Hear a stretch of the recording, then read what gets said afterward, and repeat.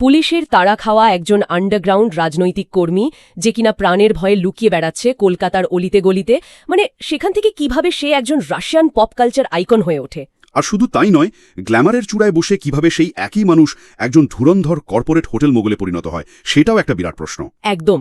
তো আমাদের আজকের এই গভীর বিশ্লেষণে এমন একজনের জীবন নিয়ে আলোচনা করতে যাচ্ছি যাকে আপাতদৃষ্টিতে সবাই হয়তো শুধুমাত্র একজন ঝলমলে সুপারস্টার হিসেবেই চেনে। রাইট, কিন্তু আমরা যে সোর্সগুলো ঘেটেছি সেখান থেকে কিন্তু সম্পূর্ণ ভিন্ন একটা গল্প উঠে আসছে। হ্যাঁ, আর এই জার্নিটা কোনো সাধারণ ওই জিরো থেকে হিরো হওয়ার রূপকথার গল্প নয়। এটি হলো চরম অনিশ্চিততার মধ্যে আক্ষরিক অর্থেই টিকে থাকার এক অবিশ্বাস্য লড়াই। আমরা কথা বলছি মিঠুন চক্রবর্তীর জীবন নিয়ে। মানে গ্ল্যামারের আড়ালে লুকিয়ে থাকা এক তীক্ষ্ণ সার্ভাইভাল মাস্টার ক্লাস যাকে বলে।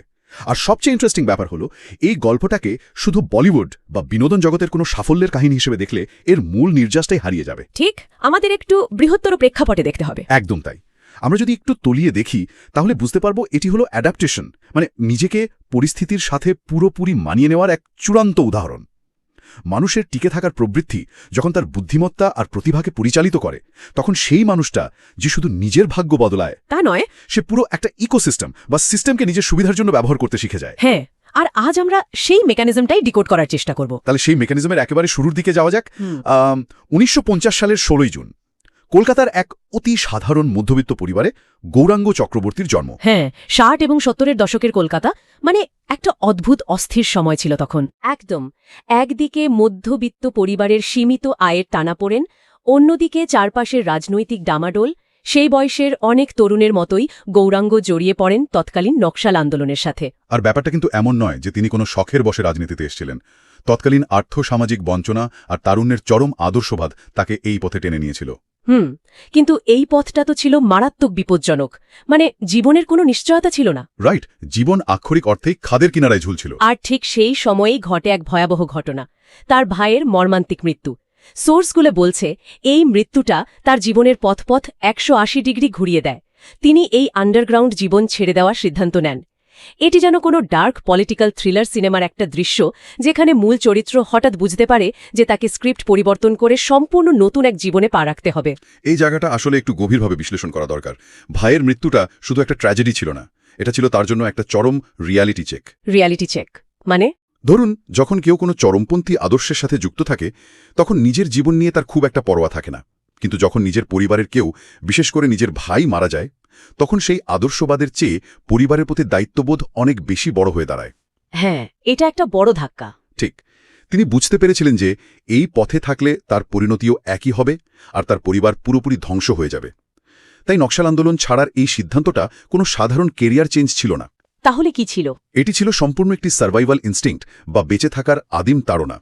আবেগ সরিয়ে রেখে বাস্তবতার কঠোরতম রূপটাকে মেনে নিয়ে নিজেকে বাঁচানোর এই যে শিক্ষা, এটাই তাকে পরবর্তীতে জীবনের যে কোনো চরম অনিশ্চয়তা মোকাবেলা করতে মানসিকভাবে ইস্পাতের মতো শক্ত করে তুলেছিল। ওয়াও, সত্যি। আর সেই বেঁচে থাকার তাড়না থেকেই শুরু হলো তার সম্পূর্ণ নতুন এক পরিচয় গড়ে তোলার লড়াই। তিনি রাজনীতি ছেড়ে সোজা চলে গেলেন পুনের film and television institute of India, মানে FTII-তে। আর এটা ভাবলেই কিন্তু অবাক লাগে, কিভাবে একজন পুলিশের খাতায় নাম থাকা রাজনৈতিক কর্মী এমন একটা সরকারি প্রতিষ্ঠানে জায়গা করে নিলেন। সেটাই তো, আসলে অভিনয় শেখাটা তার কাছে শুধু কোনো শখ ছিল না, এটা ছিল তার আগের পরিচয়টা মুছে ফেলার, নিজেকে আড়াল করার একটা একটু উপায়। গৌরাঙ্গ চক্রবর্তী থেকে তার মিঠুন হয়ে ওঠার শুরুটা তো ওখানেই। একদম, কিন্তু আসল ধাক্কাটা তিনি খেলেন ডিগ্রি নিয়ে মুম্বাইতে আসার পর। পুনেতে তিনি ফিল্ম মেকিংয়ের গ্রামার শিখলেন, ইমোশন নিয়ে কাজ করতে শিখলেন, কিন্তু মুম্বাইয়ের রাস্তা তাকে শেখালো আসল রূঢ় বাস্তবতা। হ্যাঁ, পকেটে টাকা নেই, চেনা কোনো মানুষ নেই, এমনকি দিনের পর দিন তাকে মুম্বাইয়ের রাস্তায়, ফুটপাতে, রেল স্টেশনে রাত কাটাতে হয়েছে। মানে ভাবা যায় টিকে থাকার লড়াইটা কতটা কঠিন ছিল, এটা তার একটা বড় প্রমাণ। কিন্তু এরপর 1976 সালে মৃগায়া সিনেমার মাধ্যমে তার ডেবিউ হয়। মৃণাল সেনের মতো পরিচালকের সিনেমা, আর প্রথম সিনেমাতেই একেবারে বাজিমাত, সেরা অভিনেতার ন্যাশনাল অ্যাওয়ার্ড। হ্যাঁ, প্রথম সিনেমাতেই জাতীয় পুরস্কার। কিন্তু দাঁড়ান, এখানে আমার একটা বড় খটকা লাগছে। আমাদের সোর্সগুলো ঘাটতে গিয়ে এই জায়গাটাতে এসে লজিকটা ঠিক মিলছে না। কেন, কি মনে হচ্ছে? একটু ভাবুন তো, আজকের দিনে কেউ যদি একটা ইউটিউব ভিডিও বা রিল বানিয়ে রাতারাতি ভাইরাল হয়ে যায়, তাহলে পরের দিন থেকেই স্পন্সররা লাইন দিয়ে দাঁড়িয়ে থাকে, 10টা নতুন প্রজেক্টের অফার চলে আসে। সেটা তো বটেই। আর সেখানে সেই 70-এর দশকে ভারতের সবচেয়ে বড় স্বীকৃতি ন্যাশনাল অ্যাওয়ার্ড, তাও আবার নিজের জীবনের প্রথম সিনেমাতেই পাওয়ার পর কেন তাকে আবার সেই ফুটপাতে ফিরে যেতে হলো? কেন বম্বের ফিল্ম ইন্ডাস্ট্রি তাকে সাথে সাথে সুপারস্টার হিসাবে গ্রহণ করল না? এটা তো হবার কথা ছিল না। এখানেই ফিল্ম ইন্ডাস্ট্রির সবচেয়ে বড় বিভ্রমটা লুকিয়ে আছে। আমরা সাধারণত ভাবি মেধা আর সরকারি স্বীকৃতি থাকলেই বুঝি সফলতা নিশ্চিত। তাই তো মনে হয়। কিন্তু মুম্বাই ফিল্ম ইন্ডাস্ট্রির ইকোনমিক্স বা অর্থনীতি সম্পূর্ণ ভিন্নভাবে কাজ করে। তারা শুধু প্রতিভা খোঁজে না, তারা খোঁজে ব্যাঙ্কেবল স্টার, মানে এমন একজন মুখ যাকে পোস্টারে দেখলে মানুষ টিকিট কাটবে এবং প্রযোজকের লগ্নি করা টাকা সুদে আসলে ফেরত আসবে। আচ্ছা, 70-এর দশকের বলিউডের ইকোসিস্টেমটা একটু চিন্তা করুন। একদিকে অমিতাভ বচ্চনের অ্যাংরি ইয়াং ম্যান ইমেজ, অন্যদিকে রাজেশ খান্না বা ঋষি কাপুরের রোম্যান্টিক হিরোর যুগ। বলিউডের সেই টিপিক্যাল গ্ল্যামারাস ফর্সা চেহারার হিরোদের ছাঁচে মিঠুন চক্রবর্তী ঠিক খাপ খাচ্ছিলেন না। মানে তার গায়ের রং, তার হাঁটা চলার স্টাইল, তার সাধারণ লুক, এগুলো সে সময়ের এলিয়েট বলিউড প্রযোজকদের কাছে খুব একটা আকর্ষণীয় ছিল না, তাই তো? ঠিক ধরেছেন। মৃণাল সেনের আর্ট ফিল্মে আদিবাসীর চরিত্রে তিনি দুর্দান্ত ছিলেন ঠিকই, কিন্তু কমার্শিয়াল মশলাদার সিনেমার হিরো হিসেবে বলিউড তাকে বিশ্বাস করতে পারছিল না। তাই অ্যাওয়ার্ড পাওয়ার পরও বড় ব্যানার বা বড় বাজেটের সিনেমার অফার তার কাছে আসছিল না। তার মানে ইন্ডাস্ট্রির দরজা তার জন্য তখনও পুরোপুরি খোলেনি? না, খোলেনি। আর এই কারণে তাকে আবার সেই সার্ভাইভাল মোডে ফিরে যেতে হয়। পেট চালানোর জন্য, মুম্বাই শহরে মাথা গোজার ঠাঁই জোগাড় করার জন্য তাকে বাধ্য হয়ে অনেক বি গ্রেড সিনেমা করতে হয়েছে। বি গ্রেড সিনেমাও করেছে। হ্যাঁ, অনেক সময় জুনিয়র আর্টিস্টের মতো ছোটখাটো রোলেও কাজ করতে হয়েছে। এটি আমাদের একটা খুব রূঢ় সত্যের মুখোমুখি দাঁড় করায়। কোনো বড় ডিগ্রি বা বিশাল স্বীকৃতি প্রতিদিনের রুটিরুজির নিশ্চয়তা দেয় না। আপনাকে প্রতিদিন প্রমাণ করতে হবে যে বাজারের কাছে আপনার কোনো উপযোগিতা আছে। তার মানে ব্যাপারটা কোনো স্প্রিং ট্রেস ছিল না যেখানে একবার ফিনিশিং লাইন ছুলেই মেডেল পাওয়া যায়। এটা ছিল একটা ম্যারাথন যেখানে প্রতিদিন টিকে থাকাটাই আসল লড়াই। একদম নিখুঁত একটা তুলনা দিয়েছেন। আর এই বি গ্রেড সিনেমা করে টিকে থাকতে থাকতেই আসে 1982 সাল, রিলিজ হয় ডিস্কো ড্যান্সা। এরপর আক্ষরিক অর্থে যা ঘটে তাকে একটা ম্যাসিভ কালচারাল এক্সপ্লোশন বলা যেতে পারে। হ্যাঁ, একটা বিশাল বিস্ফোরণ। শুধু ভারতের বুকেই নয়, সিনেমাটি তৎকালীন সোভিয়েত ইউনিয়ন মানে রাশিয়ায় সুপারহিট হয়ে যায়। I am a disco dancer গানটি তো কাল্ট স্টেটাস পেয়ে গেল, আর তিনি হয়ে গেলেন সবার প্রিয় ডিস্কো কিং। একটু ভেবে দেখুন, 80 বা 90-এর দশকে যখন কোনো ইন্টারনেট ছিল না, ইউটিউব ছিল না, গ্লোবালাইজেশনের হাওয়া সেভাবে লাগেনি, তখন তিনি একজন গ্লোবাল ইনফ্লুয়েন্সার হয়ে উঠলেন। রাশিয়ার রাস্তায় সাধারণ মানুষ তার গান গাচ্ছে, এটা তো জাস্ট আনরিয়েল। এই ম্যাসিভ সফলতার পেছনের বিজ্ঞানটা কিন্তু শুধু একটা ক্যাচি গান বা একটা নাচের স্টেপের মধ্যে সীমাবদ্ধ নয়। তাহলে আসল কারণটা কি ছিল? যদি আমরা একটু গভীরভাবে তার আবেদনটা বিশ্লেষণ করি, তাহলে দেখব মিঠুন চক্রবর্তী কোনোভাবেই ইলিট শ্রেণীর হিরো ছিলেন না। তিনি হয়ে উঠেছিলেন পাবলিকের হিরো বা সাধারণ খেটে খাওয়া মানুষের সুপারস্টার। হ্যাঁ, তার অ্যাকশন, তার ডান্সিং স্টাইল, তার ইমোশনাল সিনগুলো সবকিছুর মধ্যেই একটা সাধারণ মানুষের ছোঁয়া ছিল। রাইট। আর সেই সাথে তার সিগনেচার ডায়লগ ডেলিভারি সব মিলিয়ে তিনি এমন একটা নতুন ফর্মুলা বা ট্রেন্ড তৈরি করেছিলেন যা সরাসরি বস্তির ছেলেটা বা কারখানা শ্রমিকের মনে জায়গা করে নিয়েছিল। আর রাশিয়ার কানেকশনের পেছনের কারণটাও তো মনে হয় এই আন্ডারডগ ইমেজের মধ্যেই লুকিয়ে আছে, তাই না? একদম। রাজ কাপুরের পর রাশিয়ায় মিঠুনি ছিলেন সবচেয়ে জনপ্রিয় ভারতীয় তারকা। কারণ ডিস্কো ড্যান্সের সিনেমার মূল গল্পটাই ছিল একজন রাস্তার ছেলের বড় তারকা হয়ে ওঠার গল্প। এই যে শূন্য থেকে শুরু করে সিস্টেমের বিরুদ্ধে লড়াই করে ওপরে ওঠা, এই ইমোশনটার একটা গ্লোবাল আবেদন আছে। হ্যাঁ, পৃথিবীর যে কোনো প্রান্তের সাধারণ মানুষ তার মধ্যে নিজেদের প্রতিদিনের লড়াইটা দেখতে পেত। ঠিক। তিনি প্রমাণ করেছিলেন যে বক্স অফিসের রাজত্ব করার জন্য সবসময় অভিজাত ব্যাকগ্রাউন্ড বা গডফাদারের প্রয়োজন হয় না। সাধারণ মানুষের নারী স্পন্দন বা পালস বুঝতে পারাটাই আসল। তিনি সেই পালসটা ধরতে পেরেছিলেন। দারুণ বলেছেন। আর এখানেই তো গল্পের সবচেয়ে বড় চমকটা অপেক্ষা করছে। আমরা তো ভাবি একজন মানুষ যখন স্টারডামের এরকম একটা চূড়ায় পৌঁছে যায় তখন সে বিলাসবহুল জীবনযাপন করবে, একের পর এক বড় বাজেটের সিনেমা সাইন করবে। হ্যাঁ, সেটাই তো স্বাভাবিক। কিন্তু তিনি যা করলেন তা অনেকেরই ভাবনার বাইরে। তিনি শুধু অভিনয়ে আটকে থাকলেন না, 80 দশকের শেষ এবং 90 দশকের শুরুতে তিনি মোনার্ক গ্রুপ অফ হোটেলস প্রতিষ্ঠা করে ফেললেন। এটা একটা মাস্টার স্ট্রোক ছিল। আর হোটেলের জায়গাও বাছলেন উটি এবং মাসিনাগড়ির মতো একটু অফবিট শান্ত লোকেশন। এই ব্যাপারটা আমার কাছে সবচেয়ে ইন্টারেস্টিং লাগে। একজন ডিস্কো কিং যিনি পর্দায় ফাটিয়ে নাচছেন, গুন্ডা পেটাচ্ছেন, তিনি হঠাৎ করে স্যুটটাই পরে একেবারে কর্পোরেট স্ট্র্যাটেজিস্ট হয়ে গেলেন। হ্যাঁ, একেবারে 360 ডিগ্রি শিফট। আর তার বিজনেস মডেলটা শুনলে তো মনে হয় হার্ভার্ডের বিজনেস স্কুলের প্রফেসররাও অবাক হয়ে যাবেন। তিনি নিজের বানানো হোটেলে নিজেরই লো বাজেট সিনেমা শুটিং করছেন। সিনেমার পুরো ক্রু, প্রোডাকশন টিম সেই হোটেলেই থাকছে। আবার ওই সিনেমাগুলো বক্স অফিসে সুপারহিটও হচ্ছে। এটি তো কর্পোরেট দুনিয়ার বিখ্যাত ভার্টিক্যাল ইন্টিগ্রেশন মডেল। একদম তাই। মানে কাঁচামাল থেকে শুরু করে চূড়ান্ত প্রোডাক্ট ডেলিভারি সবকিছু নিজের নিয়ন্ত্রণে রাখা। এই স্মার্ট মুভটার গভীরতা সত্যিই অভাবনীয়, এবং এটাই তাকে বাকি সব সমসাময়িক তারকাদের থেকে আলাদা করে দেয়। একজন শিল্পী সাধারণত আবেগে চলেন, তারা বর্তমানের খ্যাতিতে অন্ধ হয়ে যান। বেশিরভাগ ক্ষেত্রেই তাই দেখা যায়। কিন্তু এখানে আমরা দেখতে পাচ্ছি একজন পরিণত ব্যবসায়ীর দূরদর্শিতা। মিঠুন চক্রবর্তী খুব ভালো করেই বুঝতে পেরেছিলেন যে ফিল্ম ইন্ডাস্ট্রির এই স্টারডাম একটা বিশাল বড় বুদবুদ, আজকে তিনি মাস হিরো, কিন্তু কালকেই হয়তো দর্শক নতুন কোনো হিরোকে পেয়ে যাবে। সিনেমার দুনিয়ার সফলতা খুবই ক্ষণস্থায়ী হতে পারে। তাই তিনি নিজের এবং নিজের পরিবারের জন্য একটা সলিড সেফটি নেট তৈরি করছিলেন। রাইট। তারই ইকোসিস্টেমটা একটু ভেঙে বলি। তিনি জানতেন যে বড় বাজেটের সিনেমা তৈরি করা ঝুঁকিপূর্ণ, তাই তিনি নিজের শর্তে নিজের মতো করে সিনেমা বানানো শুরু করলেন। উটিতে তার নিজের হোটেল, ফলে সিনেমার আউটডোর শুটিংয়ের জন্য তাকে বাইরে কোথাও ভেন্যু ভাড়া করতে হচ্ছে না। হ্যাঁ, আর হোটেলের রুমগুলো সিনেমার ক্রুদের জন্য ব্যবহার হচ্ছে। একদম, যার ফলে প্রোডাকশন কস্ট বা লজিস্টিক খরচ এক ধাক্কায় অর্ধেকেরও নিচে নেমে আসছে। সিনেমা থেকে যে আয় হতো সেটা তিনি হোটেলের ব্যবসায় খাটাতেন, আবার শুটিং চলাকালীন হোটেলেরও ব্যবসা হচ্ছে। এটা তো একটা ব্রিলিয়েন্ট প্যাসিভ ইনকাম মডেল। হ্যাঁ, এই দুই মিলিয়ে তিনি একটি ডবল ইনকামের অসাধারণ ফিনান্সিয়াল ইঞ্জিন তৈরি করেছিলেন। বড় স্টুডিও বা প্রযোজকদের দয়ার উপর তাকে আর নির্ভর করতে হয়নি। এই স্বাধীনতাটা তিনি নিজেই নিজের জন্য কিনেছিলেন। এটি প্রমাণ করে যে তার মাথায় শুধু গ্ল্যামার ছিল না, বরং ছিল একজন পাকা কর্পোরেট লিডারের মতো ইকোনমিক্স বোঝার ক্ষমতা। তার মানে ব্যাপারটা দাঁড়াচ্ছে, তিনি একদিকে সাধারণ মানুষের মনের কথা বুঝছেন, আবার অন্যদিকে ব্যালেন্স শিটের ডেবিট ক্রেডিটও বুঝছেন। এই দুটো সম্পূর্ণ বিপরীত মেরুর বিষয়ের যে মেলবন্ধন, সেটাই তার সার্ভাইভাল স্কিলের সবচেয়ে বড় প্রমাণ। একদম ঠিক। কিন্তু গল্প তো এখানেই শেষ হওয়ার কথা ছিল। তিনি চাইলেই নিজের ওই উটির সাম্রাজ্যের একজন সফল ব্যবসায়ী হিসেবে আরামের অবসর জীবন কাটাতে পারতেন, কিন্তু তিনি তো থামার পাত্র নন। না, তিনি থামেননি। 2000 সালের পর বলিউডের ল্যান্ডস্কেপটা পুরোপুরি বদলাতে শুরু করে। মাল্টিপ্লেক্সের যুগ চলে আসে। শাহরুখ, সালমান, আমিদের মতো তারকারা তখন প্রবাসী ভারতীয়দের টার্গেট করে চকচকে রোমান্টিক সিনেমা বানাচ্ছেন।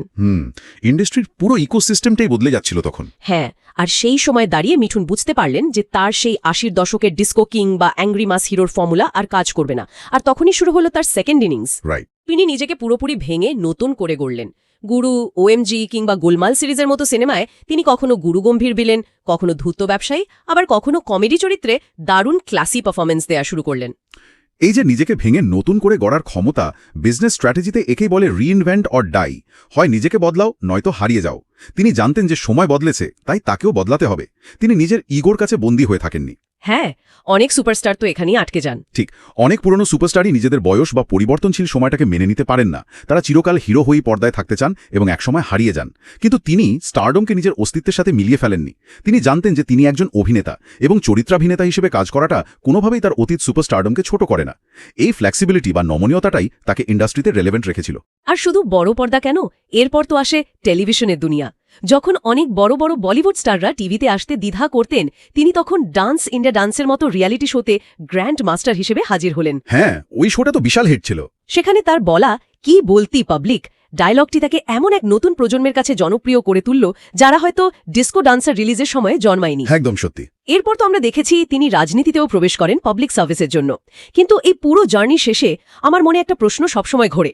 এত বিশাল স্টারডম, এত টাকা, হোটেলের বিশাল সাম্রাজ্য, রাজনীতির ক্ষমতা, এরপরও ব্যক্তি জীবনে আমরা দেখি তিনি যোগিতা বালির সাথে বিবাহিত, 4 সন্তানের বাবা এবং অত্যন্ত ডাউন টু আর্থ একজন মানুষ। ইন্ডাস্ট্রির এত পার্টি, এত গ্ল্যামারের মাঝেও একজন মানুষের মাথা ঘুরে যায় না কেন? এত আকাশচুম্বী সফলতার পরও তিনি মাটির কাছাকাছি থাকেন কিভাবে? এই মাটির কাছাকাছি থাকার আসল রহস্যটা কিন্তু লুকিয়ে আছে তার অতীতে। একটু ফ্ল্যাশব্যাক করে দেখুন, আমরা আলোচনার শুরুতে কি বলেছিলাম? ওই যে কলকাতার দিনগুলোর কথা। হ্যাঁ, সেই যে কলকাতার মধ্যবিত্ত জীবনের অভাব, পুলিশি তাড়ায় পালিয়ে বেড়ানো, ভাইয়ের মৃত্যু, আর পুনের গণ্ডি পেরিয়ে মুম্বাইয়ের রাস্তায় ফুটপাতে কাটানো বিনিদ্র রাতগুলো। ওই যে তীব্র ব্যর্থতা, ক্ষুধা আর অনিশ্চয়তা, সেটাকে তিনি খুব কাছ থেকে দেখেছেন। সেটা ভোলা তো অসম্ভব। ঠিক, তিনি জীবনের এমন একটা রূপ দেখেছেন যা বেশিরভাগ মানুষ কল্পনাও করতে পারে না। এই অতীতটাই তার কাছে একটা নোঙরের মতো কাজ করেছে। এই শেকড়ের টানি তাকে সবসময় বাস্তবতার মাটিতে পা রাখতে সাহায্য করেছে। মানে তিনি বুঝতে পেরেছিলেন যে এই গ্ল্যামারটা চিরস্থায়ী নয়। একদম। তিনি খুব ভালো করেই জানতেন যে এই গ্ল্যামার, এই টাকা, এই স্টারডম, এগুলো পুরোটাই একটা ইলুশন। এগুলো যে কোনো দিন যে কোনো মুহূর্তে চলে যেতে পারে। তাই তিনি স্টারডমকে নিজের আইডেন্টিটি বা পরিচয় হিসেবে নেননি। তিনি এটিকে শুধুমাত্র একটি পেশা হিসেবে দেখেছেন। আর বিনয় বা হিউমিলিটি ধরে রাখাই ছিল তার এই দীর্ঘস্থায়িত্বের মূল মন্ত্র। তিনি জানতেন অহংকার তাকে সেই ফুটপাতে ফিরিয়ে নিয়ে যেতে পারে যেখান থেকে তিনি উঠে এসেছিলেন। আসলেই তাই। তাহলে আজকের এই পুরো আলোচনাটা যদি আমরা এক সুতোয় গাঁথি, আমরা এমন একজনের গল্প শুনলাম যিনি কোনোভাবেই একজন পারফেক্ট হিরো নন। না, একেবারেই নন। তার জীবনে ত্রুটি ছিল, সংগ্রাম ছিল, আর এই রিয়েল বা গ্রিটি স্বভাবটাই তাকে একজন সত্যিকারের লেজেন্ড বানিয়েছে। আমরা দেখলাম কিভাবে অতীত জীবনের কঠিন ব্যাকগ্রাউন্ড কোনো বাধা নয়, বরং বেঁচে থাকার জেদ থাকলে কিভাবে নকশাল আন্দোলন থেকে গ্লোবাল স্টার হওয়া যায়। দারুণ একটা ট্রান্সফরমেশন। আমরা শিখলাম যে ন্যাশনাল অ্যাওয়ার্ডের মতো বড় সাফল্যের পরও চরম ব্যর্থতা আসতে পারে, আর সেই ফেলিয়ারকে মেনে নেওয়াটা প্রসেসেরই একটা অংশ। আমরা দেখলাম স্মার্ট ওয়ার্ক আর হার্ডওয়ার্কের কম্বিনেশন কিভাবে একটি প্যাসিভ ইনকামের সাম্রাজ্য তৈরি করতে পারে। রাইট। তার জীবনের এই জার্নিটা প্রমাণ করে যে সফলতার পথ কখনোই জ্যামিতির সরল রেখা নয়, এটি একটি জিগজ্যাগ বা আঁকাবাঁকা পথ যা টিকে থাকার এক নিরন্তর লড়াই দিয়ে তৈরি। একদম ঠিক। এবং এই পুরো পথ চলাটা ডিকোড করার পর একটা খুব অদ্ভুত এবং গভীর বিষয় মাথায় আসে। আমাদের হাতে থাকা সোর্সগুলোতে সরাসরি হয়তো কথাটা সেভাবে বলা নেই, কিন্তু পুরো প্যাটার্নটা দেখলে এই প্রশ্নটা আপনা থেকেই উঠে আসে। কি প্রশ্ন? একটু ভেবে দেখলে অবাক হতে হয়। যৌবনে সেই আন্ডারগ্রাউন্ড পলিটিক্সের বিপজ্জনক জীবন, পুলিশের চোখ ফাঁকি দেওয়া, আর তারপরই মুম্বাইয়ের রাস্তায় ফুটপাতে রাত কাটানোর সেই কঠিন লড়াই, এই সার্ভাইভাল ইনস্টিংক্ট বা টিকে থাকার অদম্য জেদি কি তাকে পরবর্তীতে সাহায্য করেছিল?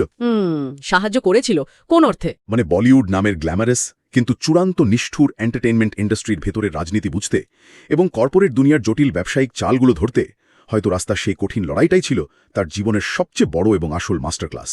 ওয়াও, একদম ঠিক জায়গায় আঘাত করেছেন। আমরা সাধারণত ভাবি গ্ল্যামারাস স্টারের জীবন মানে রেড কার্পেট আর ঝলমলে আলো, কিন্তু এখন মনে হচ্ছে ওই রেড কার্পেটের নিচে আসলে লুকিয়ে থাকে অনেকগুলো বিনিদ্র রাত, ফুটপাথের ধুলো আর নিজেকে বারবার ভেঙে নতুন করে গড়ার এক নির্মম ইতিহাস। হ্যাঁ, সত্যিই তাই। আমরা হয়তো বাইরের চকচকে রূপটা দেখে মুগ্ধ হই, কিন্তু ভেতরের সেই নিরলস সার্ভাইভাল মোডের গল্পটা সবসময় অজানাই থেকে যায়।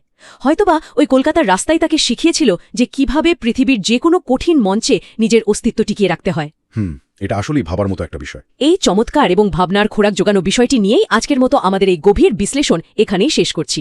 সবার জন্য একটা দারুণ চিন্তার জায়গা তৈরি হলো, যেটা নিয়ে হয়তো অনেকক্ষণ ভাবা যায়।